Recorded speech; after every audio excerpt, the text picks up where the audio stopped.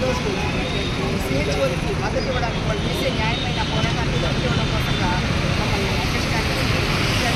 అయితే వాళ్ళ డిమాండ్స్ ఏమంటే డిమాండ్స్ కాదండి, వాళ్ళకి రావాల్సినటువంటి బకాయిలు అడుగుతున్నారు.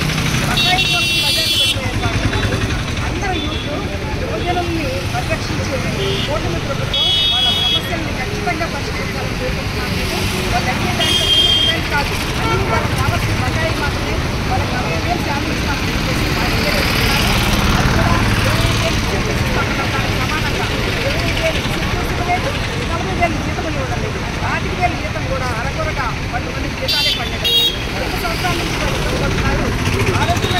ఆయుష్మాన్ ఆరోగ్య మందిర్ నడపడం కోసంగా అక్కడ బిల్డింగ్స్ రూల్స్ ఏమీ లేని పరిస్థితిలో మీరే తీసుకుని అక్కడ తీసుకుని నడపండి, గవర్నమెంట్ మీకు ఇస్తుంది అని అంటే వాళ్ళ జీతాల డబ్బుల్లో నుంచి వాళ్ళకి వచ్చే కొద్ది జీతంలో నుంచి రూల్స్ తీసుకొని ఆయుష్మాన్ ఆరోగ్య మందిర్ జరిగితే వాటికి అడ్డునివ్వకుండా ఆపేసి వాళ్ళని ఇబ్బందులు పాలు చేయడం అనేది చాలా బాధాకరమైన విషయం.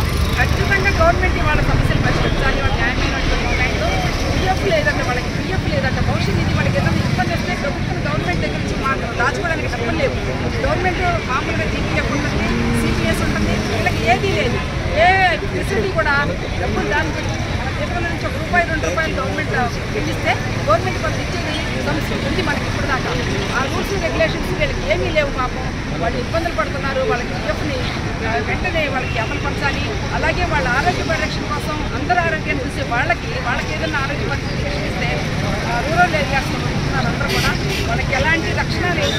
ఆరోగ్య పరిస్థితి వాళ్ళకు కూడా హెల్త్ కార్డులు కానీ వాళ్ళకి ఆరోగ్య భద్రత కల్పించాలని చెప్పేసి నేరుగా రోజు వద్దకు వెళ్ళేవాళ్ళు హాస్పిటల్లో వాళ్ళకి పరికరాలు కానీ ఏమీ వాళ్ళ ఏమీ లేవు. అన్నీ వాళ్ళు నేరుగా మనుషులు